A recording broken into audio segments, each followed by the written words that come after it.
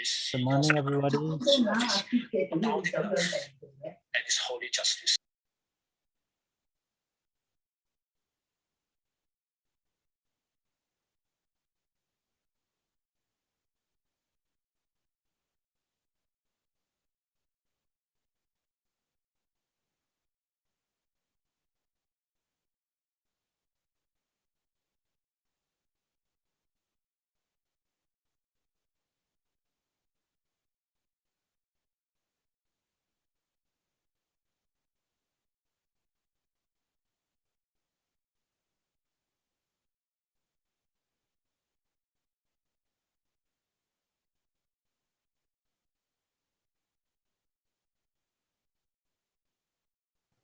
Good morning, everybody. It's 10:52. We will be starting at 11, so there's about 8 more minutes to go.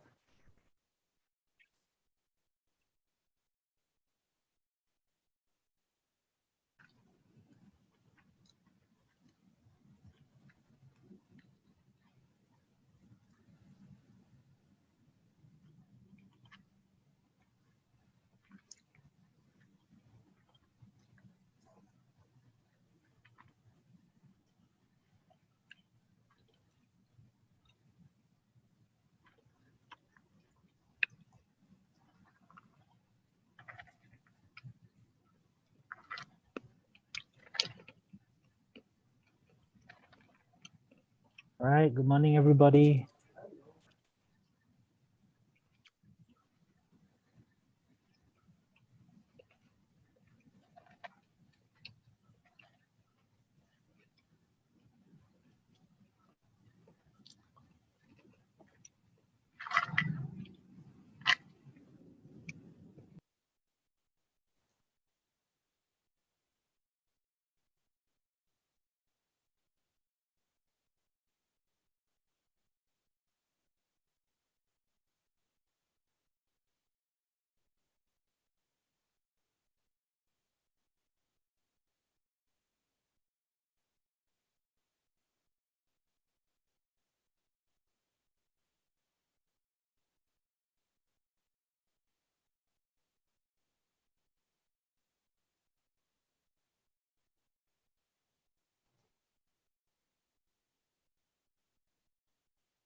All right, morning, everyone. We'll be starting in about 5 more minutes.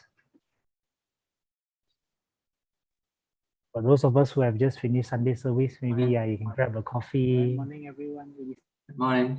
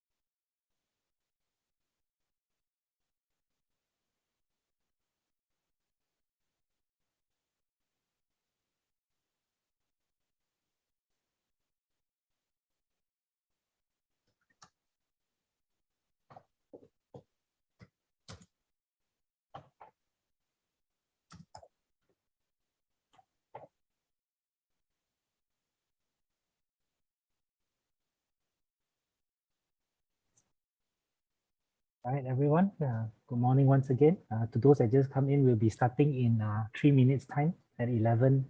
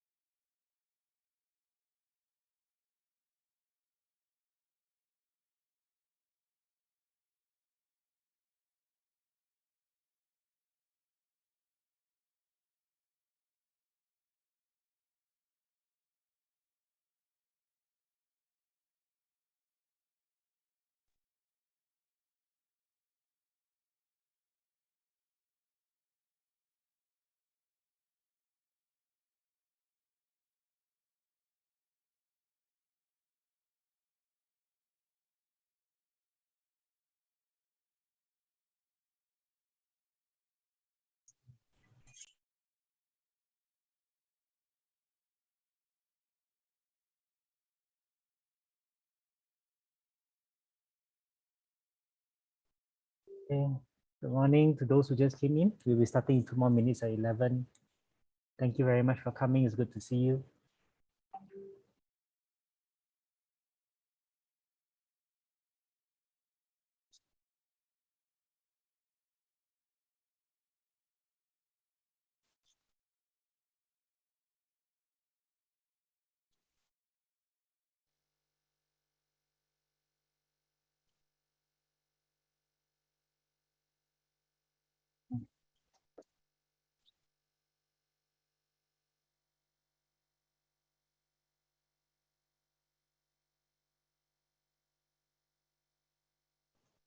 All right, just 1 more minute to go. Good morning to those who have just joined us.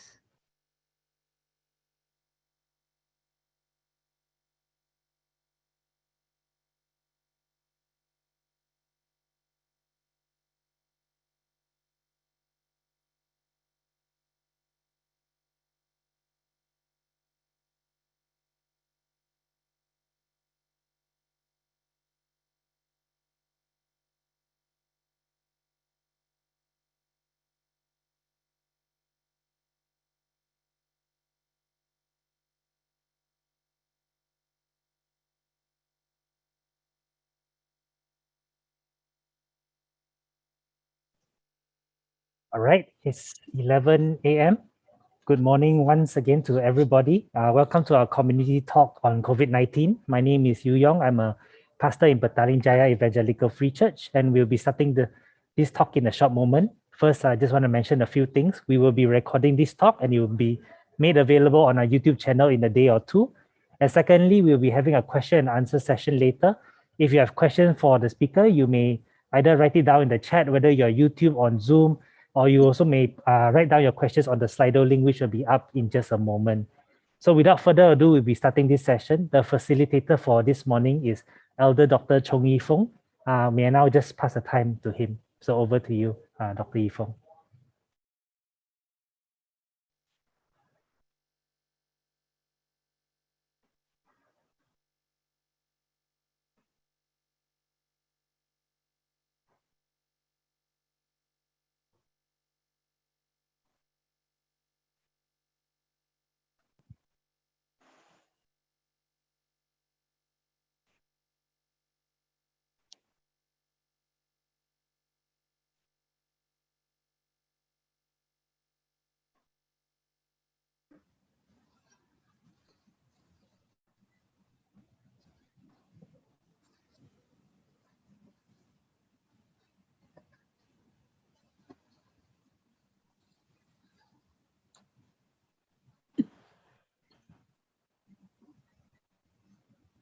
So, hold on, everyone, just give us a second.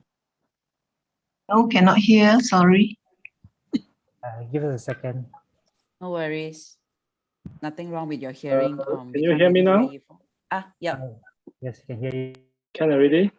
Yes. Yeah, okay, we can proceed. Sorry about that. Some technical issues always at the beginning. Hi, everybody. Good to see everyone once again logging in on this COVID-19 update. Today, we are just going to cover a few things. First of all, what is the current situation now? I'll just give you a very short update on that. And then we'll talk about from COVID pandemic to endemic. What does that mean?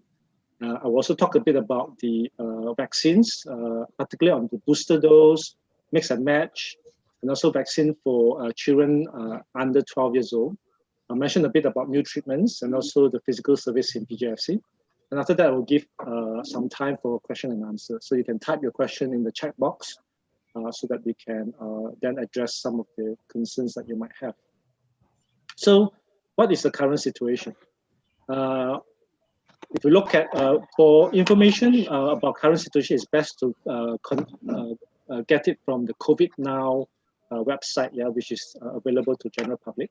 And you can see that the trajectory of cases per day has dropped at the height of 23,000 down to 5,000 to 6,000 for the past couple of weeks. Okay, so you can see that this represents about a 4 to 5 times reduction compared to Malaysia at its worst.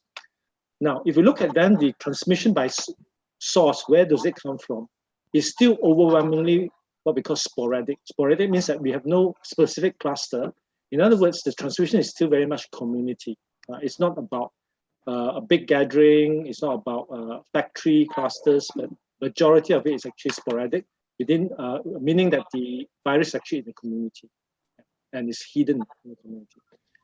Now, if you look at the vaccination situation of the total population, we're now approaching 79%, at least one dose, and for fully vaccinated, almost 76%, which is actually a very healthy number that puts Malaysia in the top 20 countries in the world.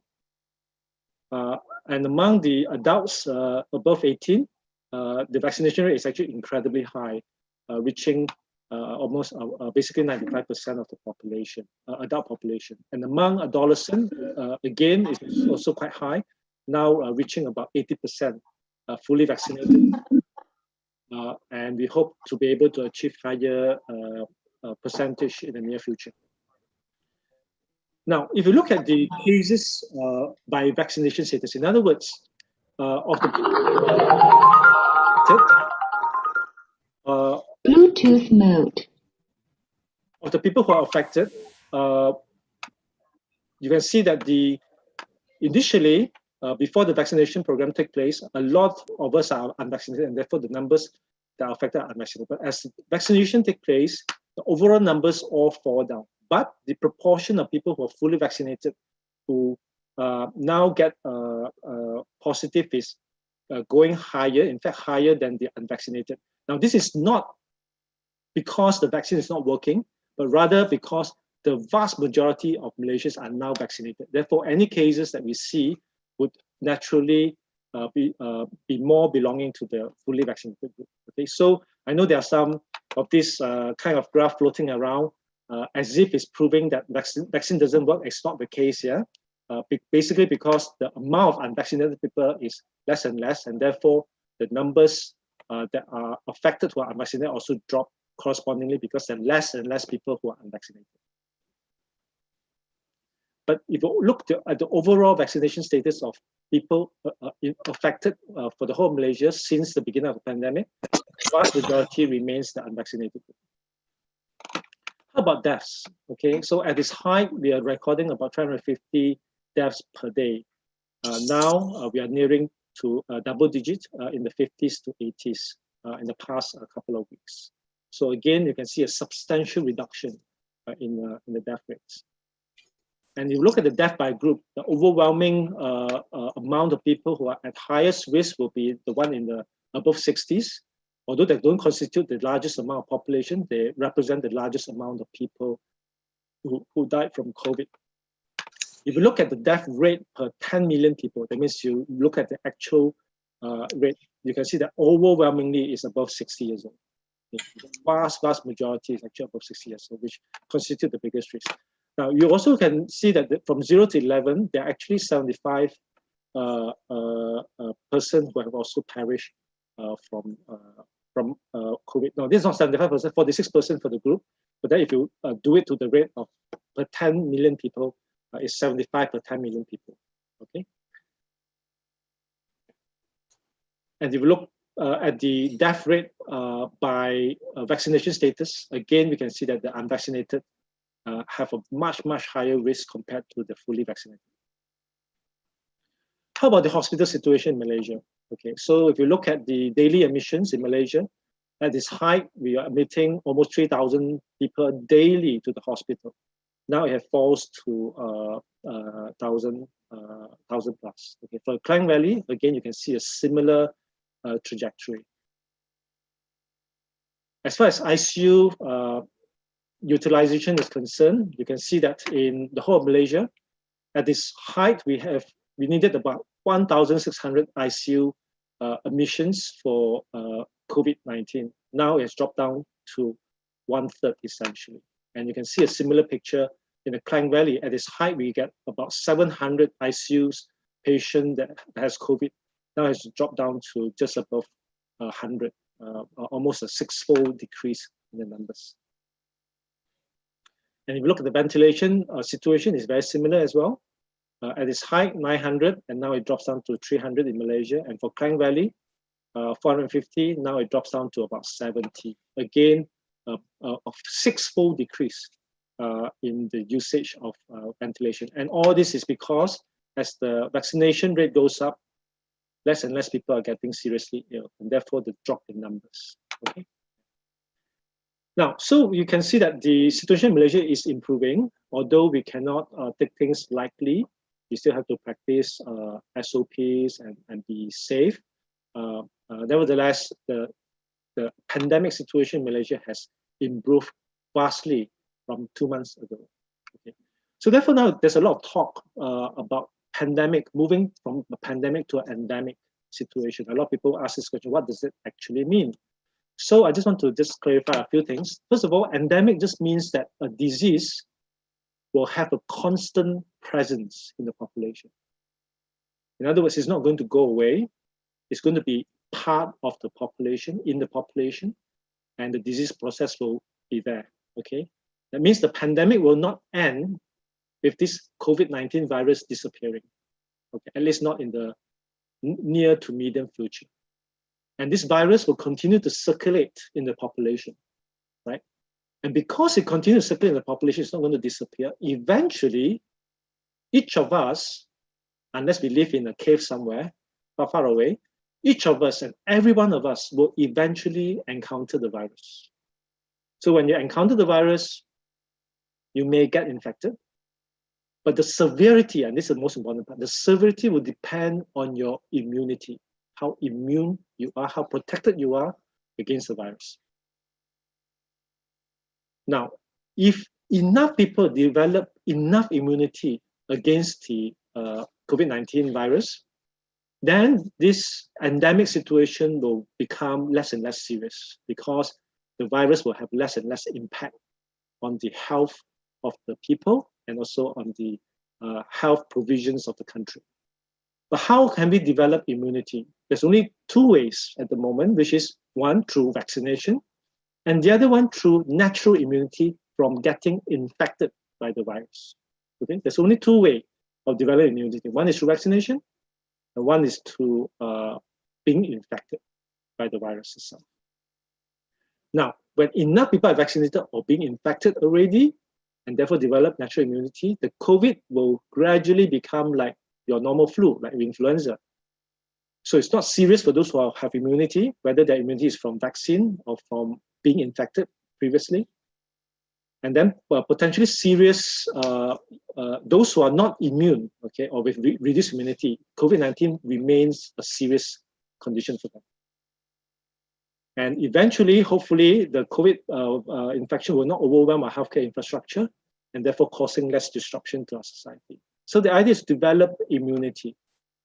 And does it work, right? Becoming endemic. And we can learn from history about respiratory diseases that has become endemic from a pandemic situation become an endemic situation.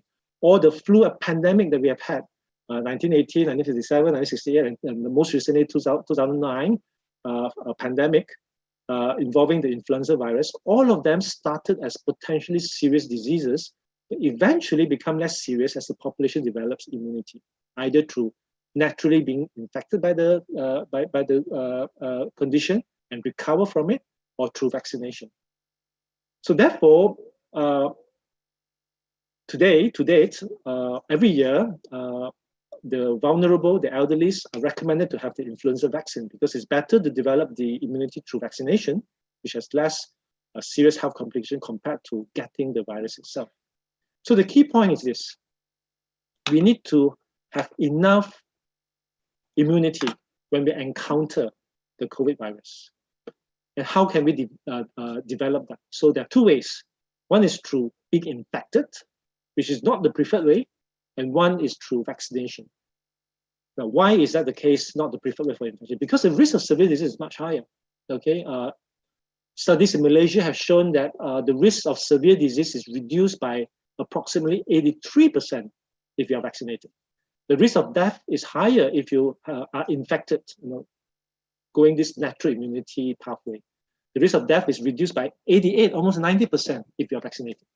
The risk of infecting others is also much higher Studies in UK shows that if you are vaccinated, the risk of infecting others is reduced by 95%. Okay, that means vaccination actually reduces your risk of ability to infect another person. The risk of long COVID, for example, long COVID just means that a disease that lingers on for months and months, despite you being no longer actively infected, but the effect of the COVID infection has damaged your body system such that you have these symptoms for a long, long time to come. Again, it's much higher among the unvaccinated compared to those who are vaccinated. It's reduced by about 50% based on studies in UK. If you go through natural immunity way, getting infected, you increase the health burden because more people will be ill and more people will be seriously unwell. There's a higher risk of lockdown and a higher socioeconomic stress compared to if vaccination is done well for a country. So how do we transit to COVID endemicity? We have to reduce our risk. And then on the other hand, we have to begin to transit to a more normal life. Okay, so how do you risk reduce? I would say the most important by far will be vaccinate, vaccinate, and vaccinate. Get vaccinated for yourself and also for others. If you're offered the booster dose, which I'll talk about later, get it. Okay, reduce the risk of high viral load. So avoid large gatherings where every people are unmasked, especially if the SOP is poorly complied to. Wear your mask, observe SOPs, and live healthy lifestyle. But at the same time, while we risk reduce, we also have to begin to think about going back to normality as much as possible. Okay, we shouldn't over or underestimate risk. We must understand risk properly, the risk of infection and how it will affect us properly. Don't overestimate risk, but at the same time also don't underestimate risk, which is quite hard to find a balance, right? We also cannot live forever under lockdown.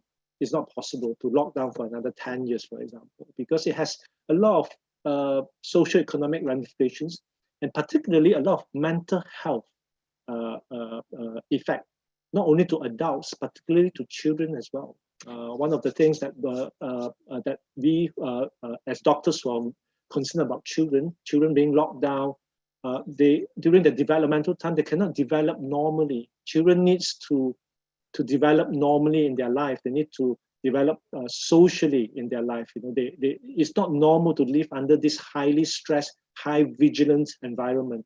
You are creating, perhaps for the future, people who will just be predisposed to stress and anxiety. So these are some of the things that we, as parents, we have to really think about. The mental health of children will be affected in the coming years if we continue lockdown in this manner. Now, part of us opening up will also be helped by doing testing. So you have to consider doing home test kits.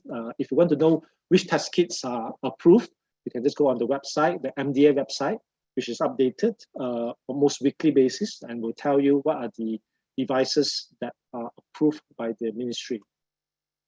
Okay, I won't mention too much about that. So does transitioning to endemicity actually work? Right? So yeah, it's all very well to say that, oh, we want to transit to an endemic situation, but does it actually work? So let's learn the lessons from two countries. And if it's to work, what will make it work? If it doesn't work, what doesn't make it work, right? So these are some of the questions we have to ask. So I just want to show you two examples of two countries that has transited or make a decision to transit into endemic environment from a pandemic one. So if you look at, I want to just highlight Spain and United Kingdom, right? So this is the vaccination rate. Okay, you can see the United Kingdom vaccinate very quickly and then sort of like taper off. This is the percentage of the total population and got stuck at about 60+% of the population. By the way, Malaysia has done better than UK already. We are into the 76% region. Spain, on the other hand, started a bit slower, but then they caught up and they vaccinate to a much higher percentage, almost to 80% in Spain, okay, compared to UK, which is 65%. Now, if you look at these two graphs, okay, the top one charts the new cases, number of new cases since the pandemic started. You can see that Spain, represented in the blue line, have a very similar kind of experience to United Kingdom. So they have the first first peak here, Spain was affected quite a lot. And then when they have the second peak here, then United Kingdom also have. And then they both have around the same phase here where cases were very, very high at the beginning of this year. And then with lockdown and severe lockdown, everything shut down. And then, of course, the vaccination rate start going up and start vaccinating more and more of the country. Now, and then the numbers start to rise again because the vaccination rate wasn't fast enough. And then when they reach a peak, then they start to decrease again. Now, by this time, in sort of like July, a large percentage of the Spanish and the UK population are already vaccinated. So the governments there took the decision to open up their economy. So Spain and United Kingdom basically just opened up their economy to visitors, travelers, and so on. And you can see that for Spain, the numbers drop and remains low. But for United Kingdom, it dropped for a while, and then it went back up again and remains high to this day. If you look at the number of deaths, on the other hand, you can see that the death rate is also high in that the peak whereby a lot of people were affected. And then the numbers drop to quite low levels. And this is despite the fact that in United Kingdom, the numbers of new cases are very high, but the death rate actually does not mirror the experience of in the early part of the year. Whereas in Spain, actually the death rate remains very, very low compared to the UK. Now, if you compare the death rate between the UK here and Spain here, although there are low levels compared to historically, compared to early part of the year, you can see actually that the UK death rate is about 5 times that of Spain as well. Okay, and that reflects the numbers of active cases in UK compared to the active cases in Spain. Now, why is that the case? Why is that these two countries were very similar in the way that they're handling and opening economy, that were quite similar initially, but suddenly diverged at this point? Okay, I think, and a lot of people think this might be an issue. Now, the United Kingdom says, we expect and recommend that members of the public continue to wear face coverings in crowded and enclosed spaces where you come into contact with people you don't normally meet. For example, on public transport, you should use your judgment in deciding where you should wear one. Now, this is a picture taken at the English Premier League Stadium, okay, featuring Everton, which is the club that I support. Can you spot a single person here that wears a mask? I don't assume that they all know each other here. Yeah? This is just a group of strangers. None of them do. So if you leave people to decide whether they should or should not comply, you know, to or should or should not wear masks or use protection, generally people just don't, and that's the problem. Now, if you look at Spain, okay, they also open their economy. They also have football stadium open and so on. But the use of face coverings continues to be mandatory for anyone above age of 6 years old, in all forms of public transport in Spain, in any enclosed space open to the public, and outdoors where social distancing of 1.5 meters cannot be observed. Okay, so you can see the difference, right? One is like this, and this like this. Okay, and that may be the reason why that when the economy opened up, there's such a difference in the way that the pandemic is now panning out in Spain and United Kingdom. Okay, so what can we learn from them? Okay, first of all, we learned that vaccines work. It reduces the number of infections, as you can see here.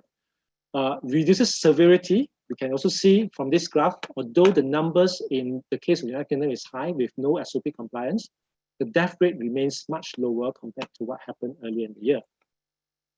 Okay, and therefore, now that the vaccination is waning in that part of the world, they are encouraging people to have booster dose. Okay, but we also learned that SOP, like mask and physical distancing, actually is very important, as shown here, because when they open up, both of the countries open up in a similar way, except that their SOPs are applied in a different way. Okay, for UK it's non-mandatory, it's just recommended, whereas in Spain it's mandatory, and hence the difference.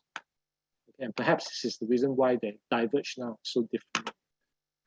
And if you have high percentage of vaccination in the country and have good compliance to SOP, then society and economy can open up. And the number of cases can be kept manageable, and therefore the severe cases and death rates can be kept low, as is shown here in Spain. And of course, this is not just Spain alone. Countries like Italy also have a very similar experience.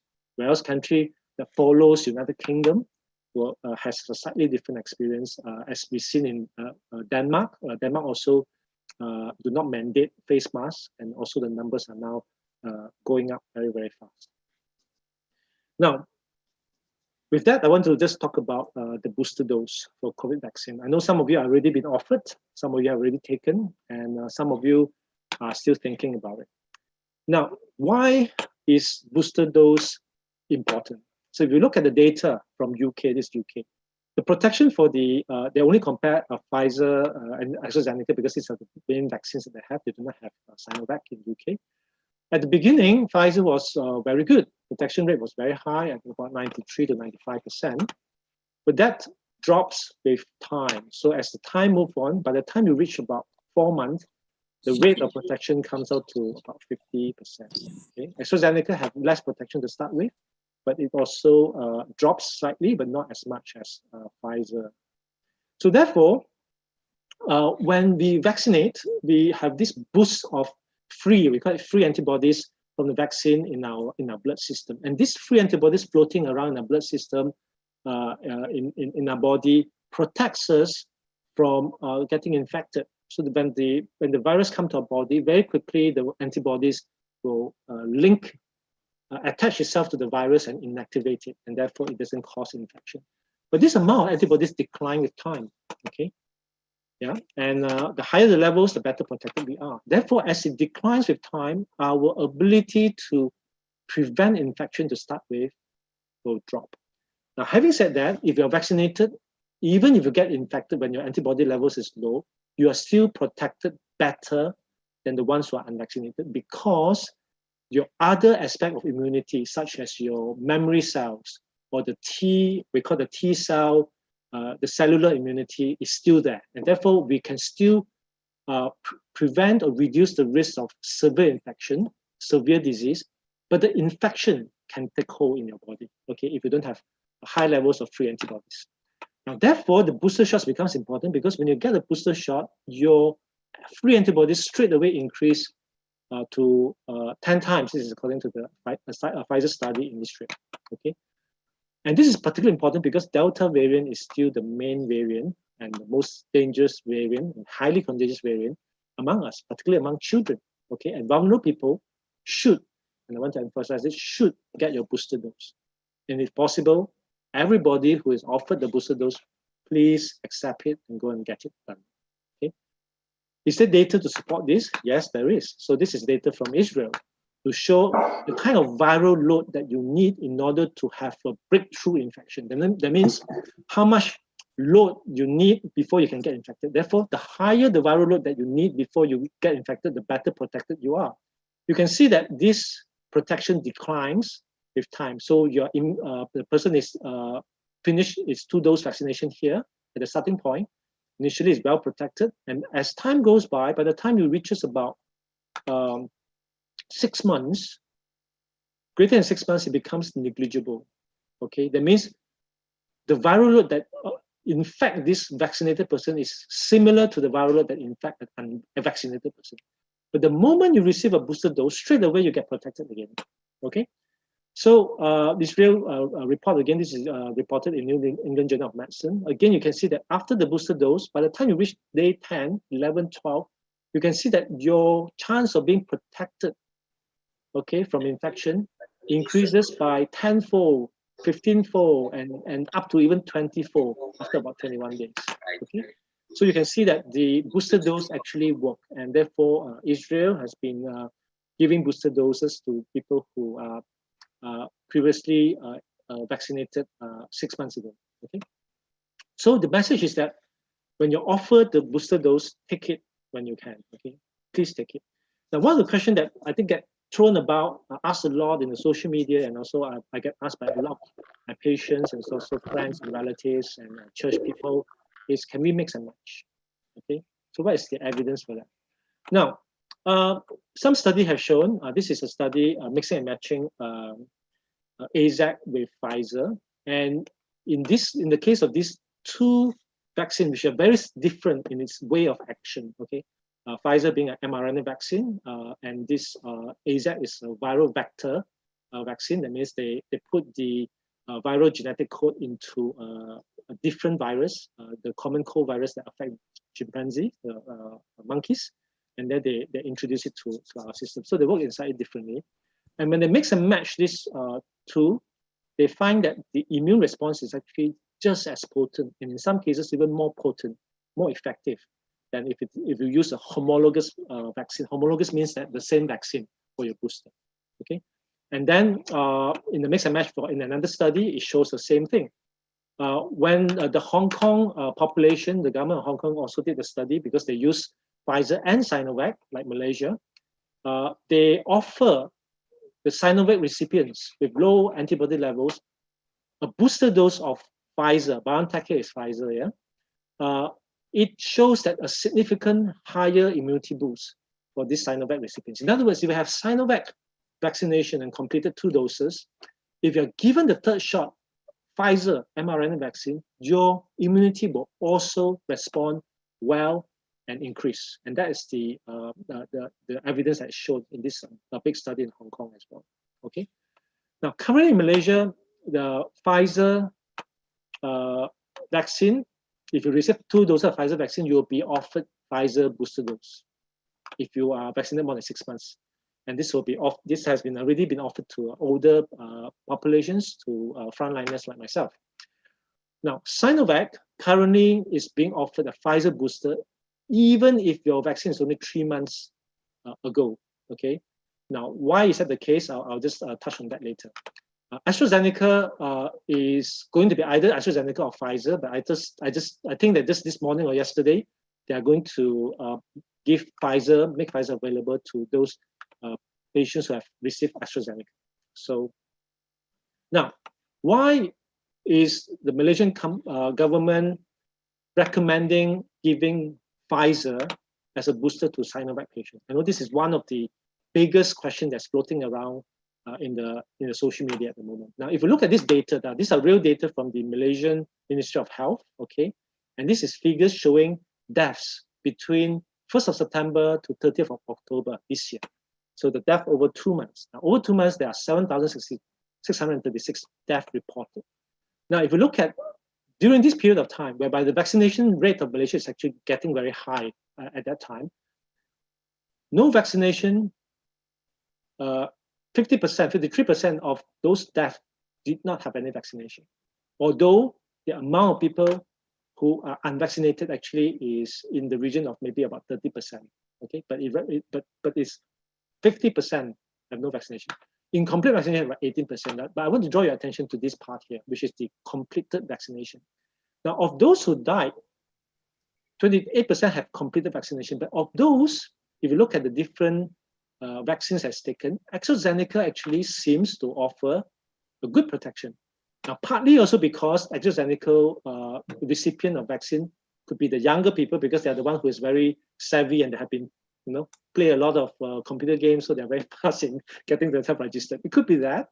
Okay, but if you compare Pfizer and Sinovac, which is the majority of the population, see, 50% used in the population and 40% used in the population of Sinovac, you can see that although only 40% are used of all the vaccinated, Sinovac accounts for 73% of the death among those who are complete vaccinated. Compared to Pfizer, although 50% are used, only 25% of the deaths are in the Pfizer group. So you can see that Sinovac offers less protection compared to Pfizer.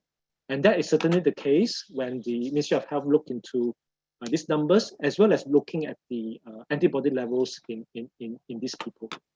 So in other words, we now have more and more data to show that Sinovac's protection is good, is there, but it's not as good as the mRNA vaccine in Pfizer. And therefore, the decision to give the booster dose using Pfizer is the correct one. Okay, I want to emphasize that. Therefore, the decision to give Pfizer as a booster dose instead of just using Sinovac again for the booster dose is the correct one because it offers a better level of protection. And that decision is made because of scientific data and evidence. Okay. Now, and we need to do it because our R0, the replication rate of the virus is now going back to 1 again, as we've been told yesterday and the day before. Okay, and also 40% of people who were offered the booster dose did not turn up. That means only 60% of people who are offered the booster actually went to take their vaccine. Now, I know some of you just listening here may be worried about this booster dose. I want to strongly encourage you to take it. I had mine already. I'm still here. Didn't grow horns. I took it because I believe in the science, because the science makes sense. And that is the opinion of the vast majority of medical doctors, researchers, infectious disease experts, and government health ministries and so on. The vast majority, 98, 99% of people, professionals believe that the vaccine is safe and we should take it and we should take the booster dose.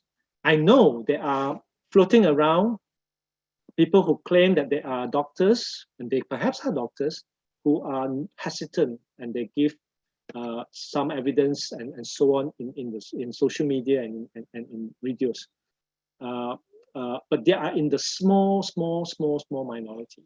Okay, the vast majority of experts, infectious disease experts, and so on, think that the best way for us to get out of it is actually to get the vaccine and also to receive the booster dose. Now, how about vaccine in children? Okay, 80% of our 12 years old to 17 years old are already vaccinated. Okay, and a lot of them are going back to school. Now we're going to start vaccination for children below 12 years old. Now, I just want to show you some data as to why the government decided to do that. Okay. First of all, we have to recognize that COVID cases affect young people. In fact, 15% of all COVID cases in Malaysia are below 12 years old. 15%. And this number will definitely go up higher when the under 12 go back to school. Okay. Although they are responsible for 15% of all COVID cases, the number of deaths among children is actually very low. It's 46 deaths in total since the pandemic started. That death due to COVID in children less than 12 years old. Comparing to above 60 years old, this death rate among children is 600 times less. Or in other words, a death rate among 60 years old, if you get COVID, is 600 times higher. Okay. Now, just to put things in perspective, sometimes they say, oh, 46 is just too many, still too many, so we are still frightened. But this still too many. 46 deaths is, if you want to avoid it, we want to avoid it. But to put it in perspective, we have 160 deaths from pneumonia, which is chest infection, from influenza and so on, between 0 to 5 years old in 2018, prior to the pandemic. So in other words, while COVID can infect children below 12 years old and can cause death, the death rate actually is low. In fact, it's very low. In fact, there are more children who die from pneumonia, from influenza and other chest infection in 2018, in the year 2018, than that have died from COVID since the pandemic started. Now, I want to speak to the parents because I know you're concerned for children, okay? While you are very vigilant for the children, and it's good that we protect them, we also have to bear in mind that the risk for them in terms of severe disease and death is not as high as you might feel, okay? Because you look at a lot older people who are affected from it and they suffer from it. The risk for children actually is quite low. Now, having said that, it's still better to vaccinate than not for the children.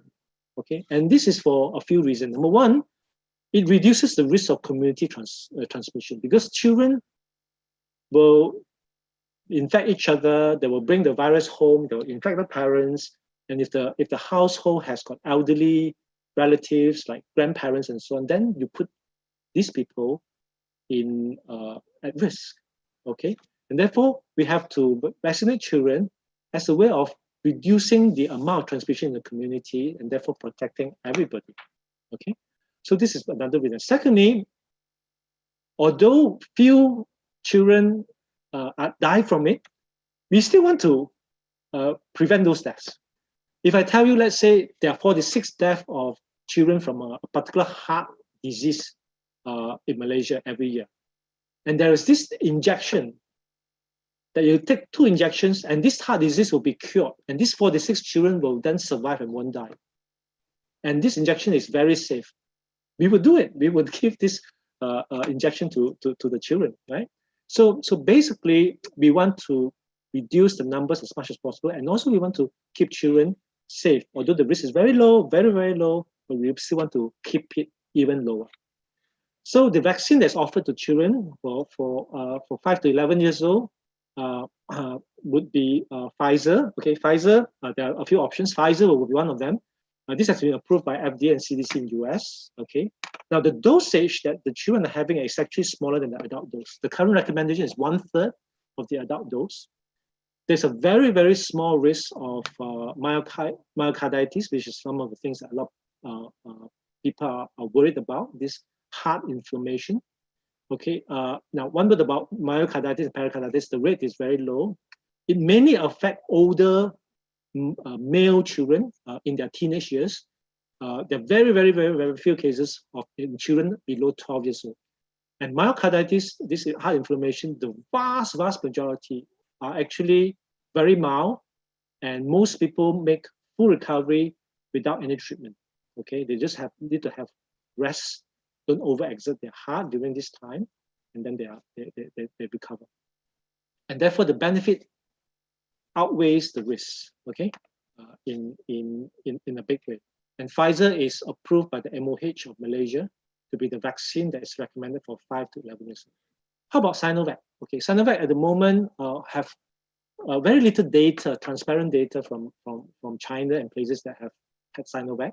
So in Malaysia, we have started a trial using Sinovac for children as well, 3 to 11 years old. That started end of October, and this trial is ongoing. But China has already started vaccinating for children 3 to 11. Chile, Cambodia has also approved Sinovac for above 6 years old. AstraZeneca is not going to be used as a vaccine for children because of this blood clot risk that was discovered in April. Although the risk is super low, the vaccine trial actually has paused, it has been stopped, and has not continued. So therefore, since the trial is not continued, we won't have trial data for children, and therefore it's unlikely that we'll be able to use AstraZeneca for young children as a vaccine. Okay, so the 2 options will be Pfizer, perhaps Sinovac if the data prove to be effective.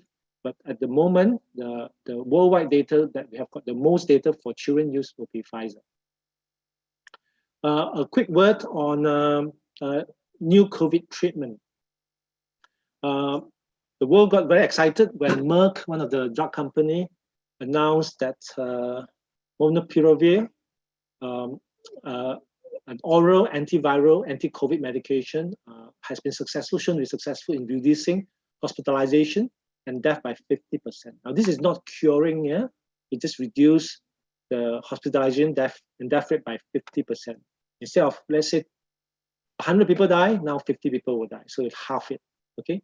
The medicine is a nucleoside analog. Okay, these are all very technical, and it damages the viral RNA once it gets incorporated into the virus RNA, and therefore the virus eventually will lose its infectivity, and then it will just die. But it's only effective if it's taken early. Okay, it has to be within 5 days of symptoms. But it's still quite expensive. It's USD 700 per 5-day course. You know, few thousand ringgit for a 5-day course. Very expensive. But Merck, they have given license to some generic companies in India and some other countries so that they can manufacture this as a generic as well, okay, for poorer countries. And therefore, poorer countries can also access it. Unfortunately, Malaysia doesn't fall under that category, so it's going to be expensive in Malaysia.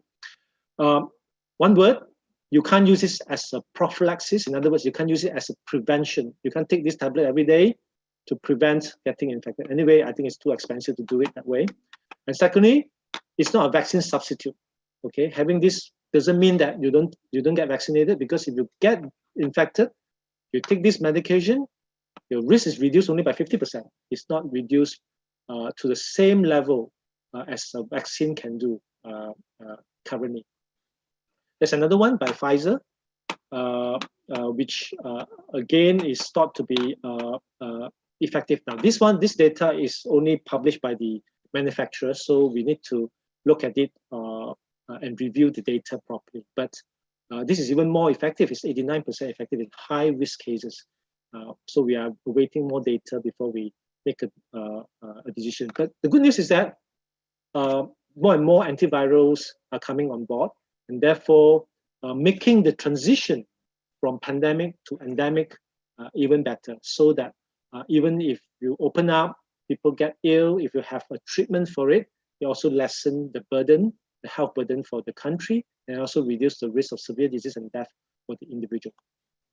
Now, physical service in PGFC. So next week, we will be having a congregational meeting whereby we're going to discuss this in more details, but I just want to state to everybody that we'll be starting in December, okay? And it's for fully vaccinated, for 12 and above, okay? And has to be validated by the MySejahtera app, okay? For those who are underage, that means 18 and below, you need to be accompanied by your parents, okay? Or your legal guardian, otherwise not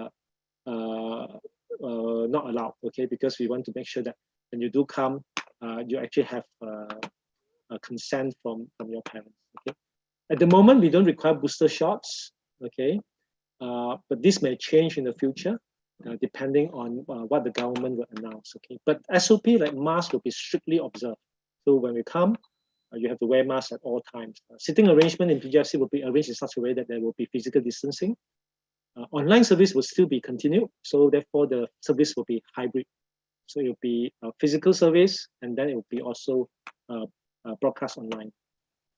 More complete details will be available next week in the congregational meeting. So stay tuned and join us to get the latest update. Okay. Now, so for the 5 minutes have gone, I would want to just give more time for Q&A. Okay, so we'll come to the Q&A session. Thank you for your attention so far. All right.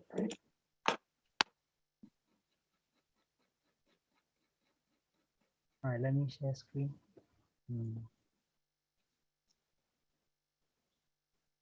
All right, thank you, Dr. Fong. Now we'll go to the question and answers. If you still have any questions, you may post it on the Slido or on the chat. All right, give me a second to share screen. We have quite a lot of questions, so we'll try to summarize them. Some of them are similar.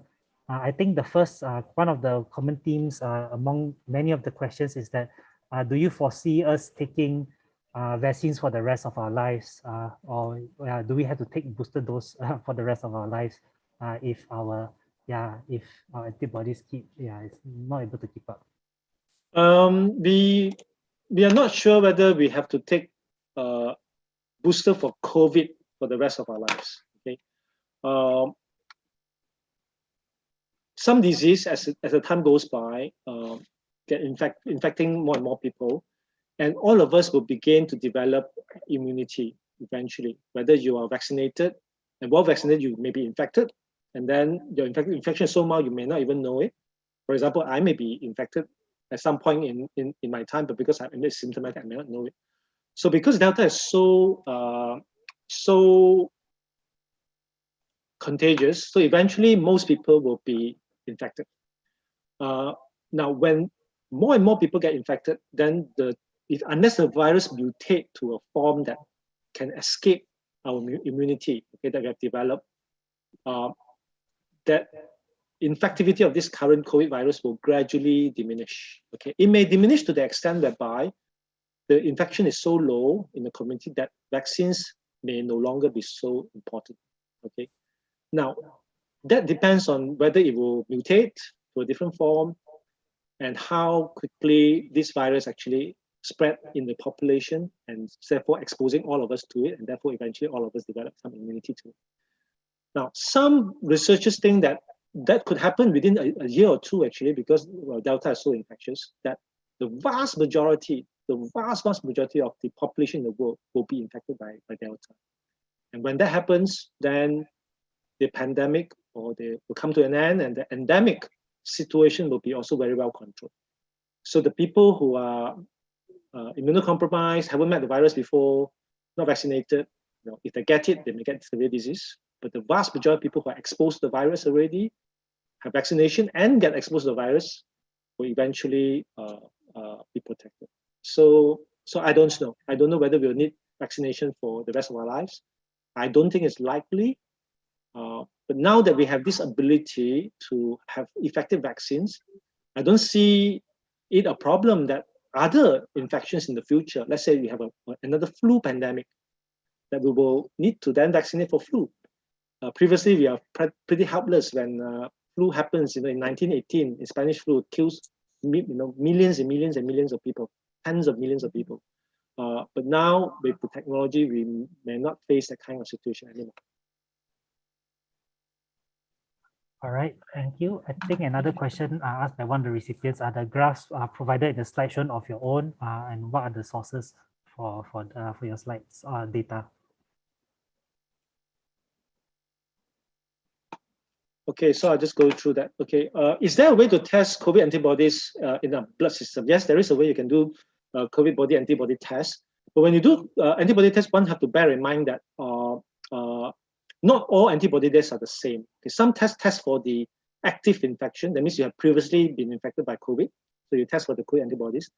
But if you test, let's say whether I'm resistant to, my vaccine is working or not, then the test may be a different one. Now, because these tests are not that expensive, and it's not easy to run this test because the technology that you require to do it is actually expensive. Therefore, we don't routinely do this because it's cheaper to just vaccinate people than to test if you have been infected previously, so to decide whether you need vaccination. So the current recommendation is actually to vaccinate. Now, even if you are previously infected, it does not mean that your infection protection will be there forever, right? As we know, there are records of people who are previously infected by COVID getting infected again, and falling ill as a result. Now, are recipients of the booster dose encouraged to quarantine for a short time while the immunity is strengthened? Actually, when you receive the booster dose, your immunity is not weakened actually. So you still go about your life. Of course, if you are unwell, if you have symptoms from the vaccine, flu symptoms, you have a bit of fever, you're aching, take time off, But there's no need to quarantine per se. If you do go about your daily activity, let's say you don't have a lot of ill effects, you just need to do your SOPs, wear your mask, and so on. Okay, the graph I show, they are not mine, they're all from MOH. The best website actually is COVID Now Malaysia for Malaysian data.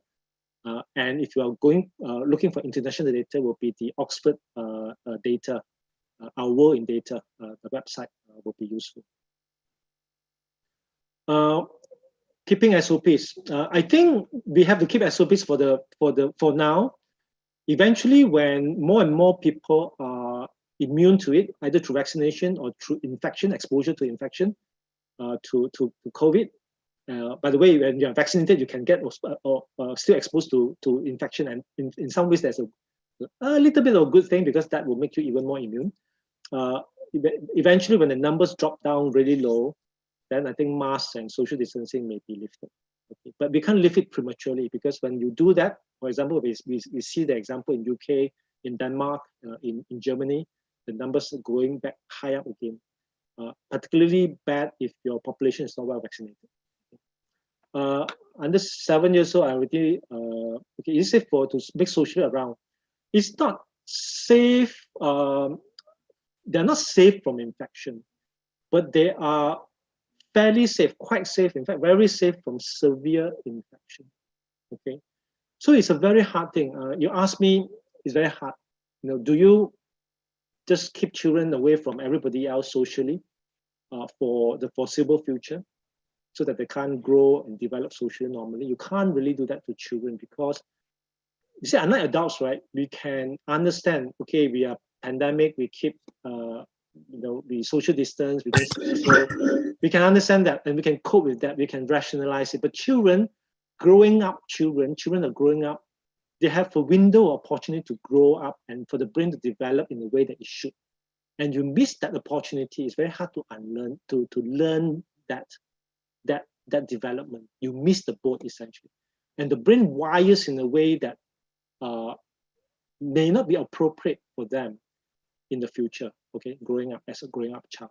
So for children, there's this issue that we cannot miss that growth part where they have to grow normally. And grow normally involves growing socially with other people, with other children, with play, with interaction. And that's the problem. So if children can be vaccinated, please vaccinate. Then you're mixing with children, the other children will be safe. Now, even when they're not vaccinated yet, as in now, I would still make a case for that children should go back to school and mix around socially with kids, wearing masks with SOPs. I know that's a very difficult thing because the risk is there, but I must emphasize the risk is not. Okay, what do you say to those who said, I take vaccine, we are not trusting in God? I don't subscribe to this narrative that if you do something, you are not trusting God. So very simple answer to that would be: do you wear seatbelt? Do you buy a car that is safe? When you cross the road, do you look left and right? We do everything in our life being safe. Do you not boil your water before you drink it? Do you go to a hawker store that's very dirty, running with rats? I mean, we do safety. We take safety precaution all the time, and that's the right thing to do because God gave us a brain, and we have to steward our lives and the lives of other people. So I don't think taking vaccine is not trusting God. In fact, I take vaccine because I trust God's creation, and vaccine is part of it. Because DNA and our antibody, which God created, respond to the vaccine so that we develop. Are part of God's creation. And I'm trusting God's creation and therefore trusting the Creator in this situation. So, how am I notified? You are notified through the MySejahtera app. So you have to go to MySejahtera, go to the My Vaccination. I think I'll just go and look at it now. It says that COVID-19 vaccination, and if you go there, you will see vaccine for Choong Fong or your name there. You click on it, and then that's where the notification comes in. I think they also notify you with an SMS as well. Okay. Research, yeah, there are tons of research on side effects of vaccine. In fact, we have been collecting side effects of vaccine non-stop since vaccine has been dispensed to billions of people worldwide, and we are still collecting. And I can tell you today, the side effect profile of the vaccines are remarkably safe. Part of it is because the vaccine's effect, the vaccine doesn't last in our body. The moment we inject it, it got broken down very quickly. Our body already recognizes the effect of the vaccine, and our body immune system is what is maintaining the effectiveness of the vaccine. It's not the vaccine that's inside us that is protecting us. The vaccine, once injected, train our immune system. Is our trained immune system, after the vaccine has disappeared totally from our body, normally within days to weeks, is the part that's protecting us. So it's our own immune system that's protecting us. Okay, so if you don't get the side effect of vaccine, let's say after 2 months of vaccination, you are extremely unlikely to have the side effect many years down the road because the vaccine is already gone. Okay. And we are still following up, the doctors, the researchers are still following up. And again, I must say that the side effects profile is extremely good. Is there sufficient evidence Pfizer caused myocarditis? In young children, no. Most of the data point towards the teenagers, boys in particular, who seem to get the myocarditis. Yeah, if whatever disease you may have, heart disease, kidney, whatever, if you're immunocompromised, whatever it is, you can still take vaccine. The only time that you shouldn't take vaccine is if you're allergic you have severe allergy to the components of the vaccines that you're given. If you're not allergic to the components, I would be hard pressed to suggest a condition, a health condition that will mean that you can't take the vaccine. 0 to 2 years old, no, there's no development of vaccination from 0 to 2 years old. Most of the time, 0 to 2 years old are at home with their parents. So therefore, if you keep the family safe, then the child from 0 to 2 will similarly be safe, I suppose. And also getting ethical approval for injecting 0 to 2 years old vaccine will be, I think, quite difficult. Yeah, people from COVID can get COVID, recover from it, can get vaccinated, and they should. Like I say, once you get COVID, you have antibodies to COVID built up, but the free-floating antibodies will reduce with time. Okay, when they reduce with time, you can potentially get infected again. But when you get a vaccine, it's like a booster dose. Then your free-floating antibodies against the COVID virus will increase, and therefore you'll be better protected. Is COVID-19 a natural virus? I think it is. All indication shows that it is. I know there's some conspiracy theory out there that is from the Wuhan lab, but even then, when they said from the Wuhan lab, it's actually the lab is it's not experimenting with the COVID. They're actually researching the COVID. They're taking the COVID from the bats in China as a research. It's a biolab. Is that researching COVID and whether that because of some employee there, wasn't careful enough, was infected, and then he went out from the lab and then infect others. We don't know, and that's what some people are suggesting happened. But even if that happens, it doesn't mean that it's manufactured. It just means that this lab is actually researching COVID virus as they research HIV virus, as they research Ebola virus, as they research influenza virus. It's just a lab researching viruses. That's all. Okay, I think I've already addressed that side effects of vaccine. So vaccine cause infertility? Absolutely no. And this data, we have long enough now, enough people in the world have been vaccinated, women included, that went on to give birth. We didn't see a drop in fertility. If anything, there may be an increase of fertility because everybody is locked in. This chief scientist here, yes, against mix and match. When she said that in July, the data for mix and match is simply not there, because at the time Israel hasn't started their booster doses, and a lot of countries haven't started mix and match. So I know it's posted there. Okay, that's an opinion, but I think that opinion, WHO position has also changed. WHO position, by the way, is also against booster vaccine at the moment, because they are advising for the whole world, because there are lack of vaccine for the whole world. So their priority is to vaccinate people who have not been vaccinated, and countries, rich countries, shouldn't hoard the virus. Not because booster doesn't work, it's because from the public health perspective, it's better to vaccinate the whole world all around. Okay. Now that's a political thing. There's not something individual like us can do anything about. So therefore, for us, if you're offered the vaccine, you take it now. Because after all, that vaccine that you're going to be given to you will be given to someone in Africa anyway, right? Because most of it is Pfizer, and we are not going to use Pfizer for countries that are poor because of the cold chain involved. Any other question? I can't see any more question here. Okay.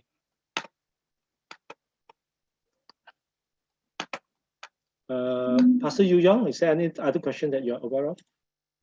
No, there's no other question. This is Madam Lai. Okay, can I ask 2 questions, please? Sure, yeah. Okay, one of them is regarding the booster jab notification by the MySejahtera. Then a lot of times, right, we don't look at the MySejahtera for my vaccine. Is there a proper notification by MySejahtera? Because my cousin, right, he actually received one, and then he didn't look at it. He missed the appointment. It's not that he doesn't want to go for the. Understand? Yeah. Okay. Yeah, I think it's good to check, because after all, we use the MySejahtera app to go everywhere nowadays. So you check your, you scan in QR codes to go anywhere. So make it a habit every day. Just check it once. I think that will do. they do push out notifications, but sometimes because you get so many notifications in our phone, right?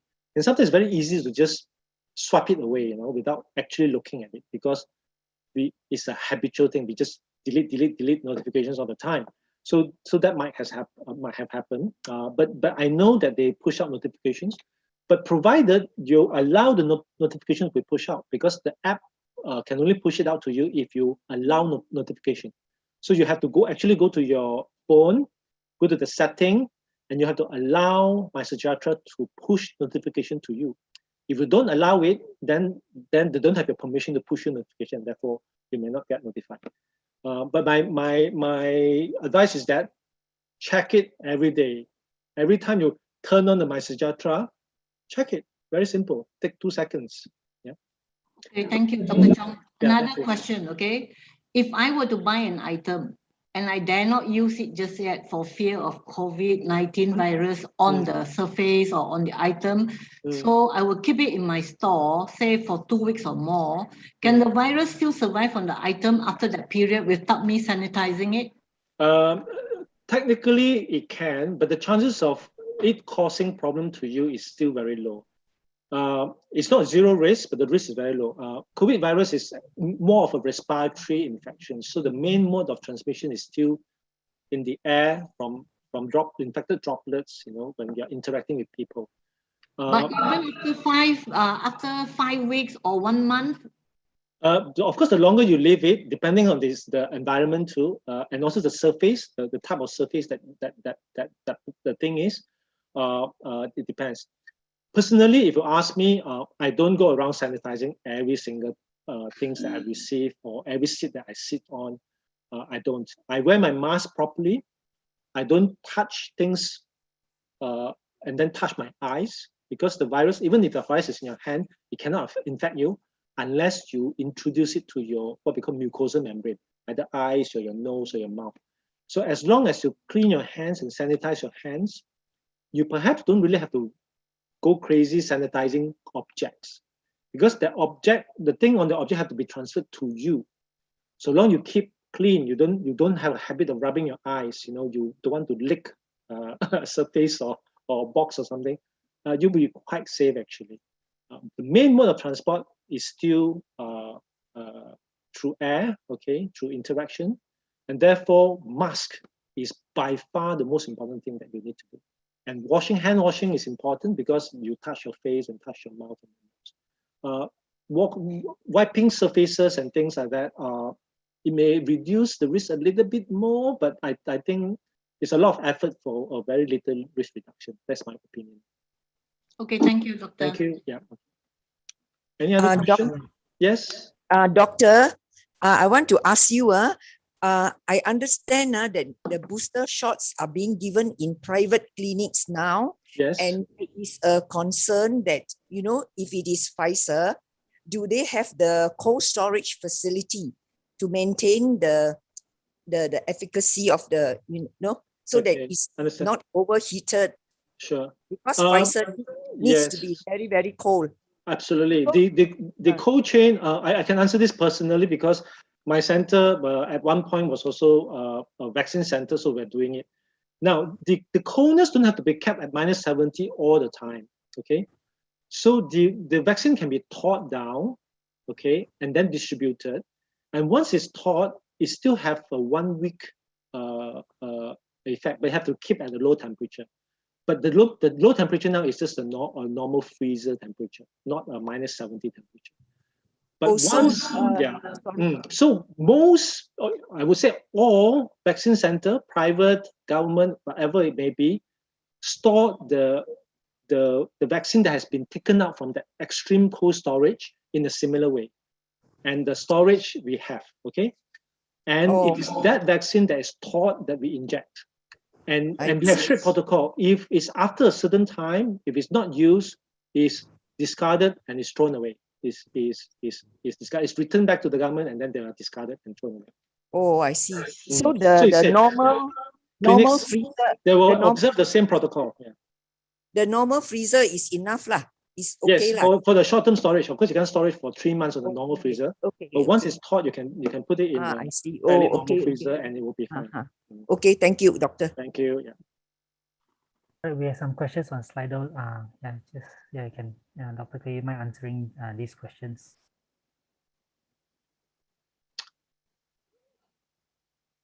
Any other question? Slido, is it? Yeah, Oh, some sorry. Slido. Okay. Yeah. May I know AZ vaccine takers? Will it take longer? Oh, okay. Okay. AZ vaccine takers. I think today or yesterday they already said that they're going to give a booster to AZ vaccine takers. It's just that they're waiting for 6 months after the second dose, and because AZ had to wait 2 months to wait before the second dose, so most AZ vaccine takers won't need to take the vaccine until I think January to February next year. Okay, the vast majority. Okay, because their second dose was only dispensed in July, August this year, even for the earliest AZ vaccine takers. So therefore the decision is not quite made for them yet. But I think it's either going to be AZ or Pfizer. They won't give Sinovac to the AZ takers, but it seems to be likely Pfizer, mainly because of the access to Pfizer is easy. And also there's some studies in UK shows that mixing vaccine for AZ and Pfizer is actually confer better protection.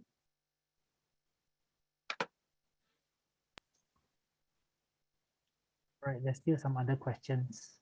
Okay, yeah. There are some other questions. Sorry. Okay. If unvaccinated children have vector risk, yes. Okay. Now, because they're going to school, right? So if children are going to school and the government is allowing schools to reopen and young children are going to school, they're interacting in the normal social environment, then I think in the same token, them coming to church would be something that we would allow. After all, they're going to school on their own anyway.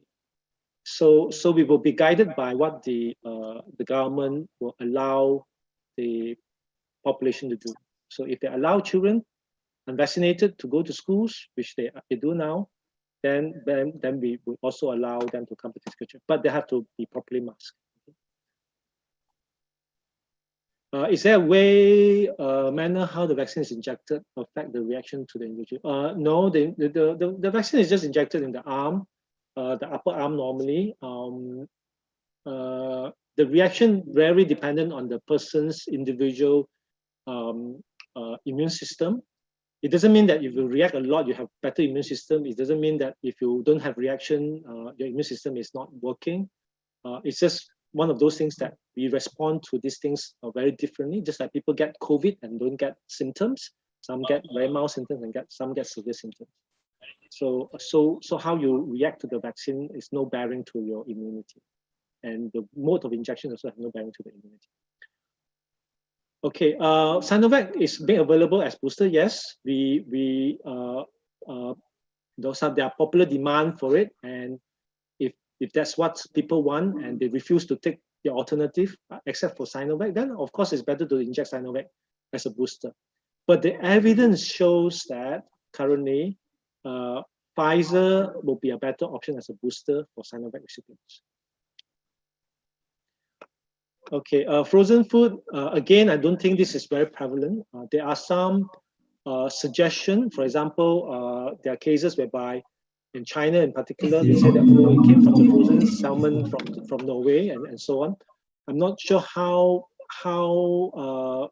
good those data is. Even if it happens, that mode of transmission is not the major mode of transmission. Okay, the major mode of transmission is still airborne, and therefore, since the virus is already in the community, so your risk from the community is far higher than any frozen food. Therefore, you should take your precaution against the higher risk rather than this potential risk, which is, I think, is quite uncommon. Results against new variant. So far, all the variants that we have discovered, the vaccines have been effective. Okay, every single variant so far that we have encountered, the vaccine seems to be effective. Okay, third dose of Sinovac. So third dose is the same as first, second dose. No, third dose means booster dose. I mean, we define it as such. We say two doses is protection, but they are taking the third dose to boost the immunity. If you take it 6 months later, we call it a booster dose. But if you take a third dose, it's also a booster dose. In fact, the second dose is a booster dose. It's to boost the effect of the first dose. So when we say that we want to take the vaccine, it's just to increase our immune reaction. Elderly protect themselves in a long haul flight. Yeah. Okay. Yeah, this is a difficult one because you're in a flight, you are in an enclosed environment. How do you protect yourself? Okay, wear mask, but you have to wear proper mask. Okay, as much as you can. Limit your eating time. If you're short haul flight, I mean, for me, I wouldn't even eat or drink. I'll just wear my mask full time all the time. Turn on your vent, your air vent in the plane to its maximum. Now, the air circulation at plane actually is very good. So actually, transmission or infection in plane actually is not as high as we would imagine in the similarly crowded environment, let's say in an office building or in a room, because the air flow in the plane is actually from external air, and the air within a plane is actually replaced. I'm not sure every few minutes. I'm not sure the exact data, but it replaces itself with fresh air from the outside. Therefore, the plane's air is actually fairly safe and it's filtered. But nevertheless, I think wear your mask, limit your eating time, eat very quickly, and then put the mask back on again. Supplement, I think you just have to eat a healthy diet. Make sure you're not immune deficient or nutrient deficient in any way. Exercise help, make sure your lungs are healthy by doing exercises and so on, and have a balanced diet. Supplement, unless your dietary intake is very poor, you're a very choosy eater, there are a lot of things you don't choose, don't eat. If you eat a balanced diet, I think you'll get most of the nutrients that you need. Double masking, yeah, I think a lot of data have already shown that double masking is better protection compared to single mask if it's just a surgical mask. But if you're wearing an N95 mask that is well used, covered very tightly around your face, then is an N95 mask, a single mask will be sufficient. Now, but my observation is this: even people with double masks, right? It's only work if you wear it properly. I see people wearing masks still like that, double mask with the nose sticking out. Okay, that's not going to work lah. Okay, somebody's double mask here. Okay, the bottom chin is sticking out. It's also not going to work very well. Or you have a big beard, right? For men who loves beard, it's also not going to work very well for you, unfortunately, because it cannot seal a firm, tight covering around your face. Basically, a mask is only effective if the air that's infected with virus have to flow through the mask to get to you. If air flow through path of least resistance, if the least resistance is around this hole by the side of your face, then the air will go through the side of your face, and therefore it doesn't go through the mask, and therefore you're not protected well. So basically it's that. So when you wear masks, you have to make sure that you wear it really well. Otherwise, double masking is also pointless if you don't wear it well. Okay? Dining in air-conditioned restaurant is of higher risk, because when masks are removed, it's higher risk. So I would prefer, if I dine, still prefer to dine al fresco outside. So my choice of restaurants will still be outdoor restaurants at this moment. I have dined indoors because some restaurants are no outdoor availability. But I would, if possible, choose to dine outdoors. We all know that Pfizer has mRNA, which is harmful. Okay, that's not true. Okay, if so, how to encourage Pfizer booster? Okay, maybe I just spend a bit of time to debunk a bit about what mRNA means. Okay, mRNA just means messenger RNA.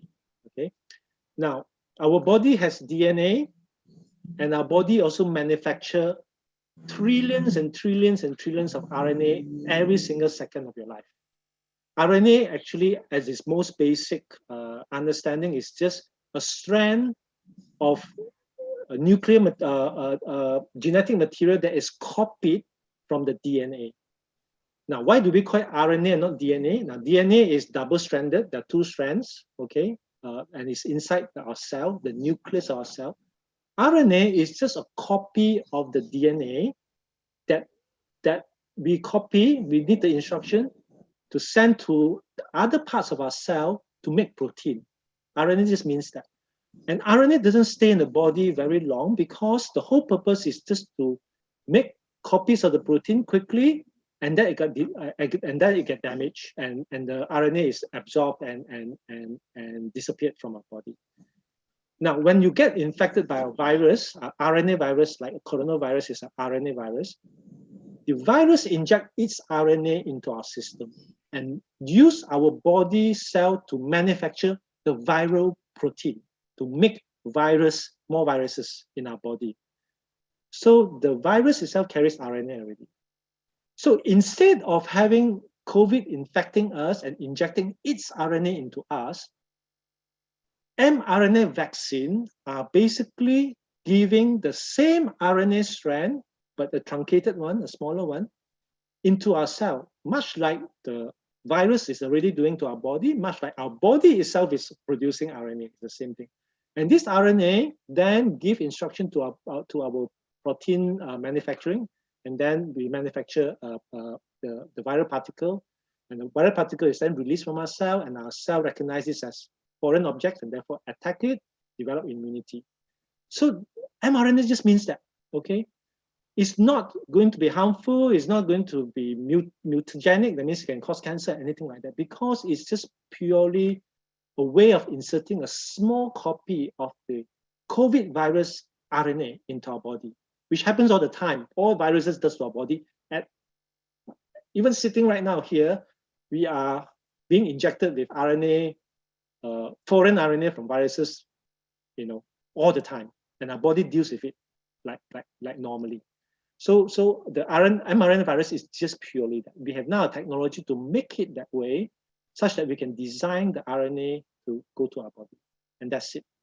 So mRNA technology is a wonderful technology. It will be a solution to not only viral problem like vaccine, for the first time we are seeing this, it will also be a potential solution for a lot of cancers in the coming future.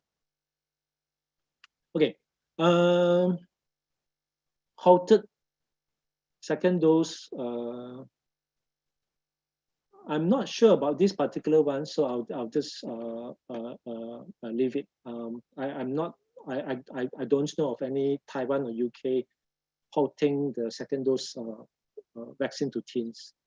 I have not received this news. I may be wrong, but I have not received it. Okay, syringe should be aspirated when administering the vaccine. Of course, there's a reason why syringe have to be aspirated, because we do not want to inject the vaccine directly into your blood system. Okay, so it's a normal practice. When we put in a syringe, all doctors, all nurses do that. We pull out a bit. Once the needle is inside your body, we pull out slightly to make sure that we are not in a blood vessel. We're not accidentally into a blood vessel. Then we inject, because we don't want to inject something directly into the blood system. That's the reason why. Okay, so we do it so routinely that most nurses and doctors don't even think about it. It's just our standard operating procedure when we give injection for all situations. Okay, what do you think of ROV combines inactivated virus? Again, I'm not aware of this, so I won't comment on this. China seems to be doing very well in controlling the spread of VR. Yeah, I think China is doing well in controlling because they adopt a no COVID strategy. Okay, in fact, now it's going to be the only country in the world that adopt this no COVID strategy. They can do it because their government is more authoritarian and therefore can enforce these measures. Okay, in democracies, it's far harder to enforce these measures, and therefore, what China can do cannot be replicated so easily elsewhere. But if you ask me, I don't think China can maintain no COVID policy forever, unless they completely isolate themselves and have no other interactions with other countries or other people in the world. Because they are the only country that's doing it, they are continuing to do it at this moment, but it's not something I think can be maintained forever. So it's going to be like Singapore or New Zealand or Australia. At some point, they will have to accept the fact that they cannot have zero COVID cases and they have to gradually open their economy. And when that happens, the numbers will go up. If they're well vaccinated, they'll be fairly protected. If they're not well vaccinated, then there can be a lot of cases there as well. Okay, so this remains to be seen. Okay, the mRNA thing again, I have mentioned already. mRNA and HRT are not the same. mRNA, like I say, only lasts in your bodies for 1 to 2 days, and then it's destroyed by your cells. So it doesn't hang around for a long time. In any case, the mRNA that is inside your body is the same mRNA that the COVID virus is going to inject into your body when you get infected anyway. In fact, the COVID mRNA is far worse because it's far longer, have a lot more nasty parts to it, whereas the mRNA vaccine that we receive only contain the part that manufactured the spike protein, and therefore it's not so dangerous for us, and therefore we don't get the COVID disease from vaccination. Can it cause anything down the years? I suppose you can say only down the years we will know for sure. But from the science itself, we know that it's highly, highly unlikely because of the nature of RNA, because RNA get broken down straight away.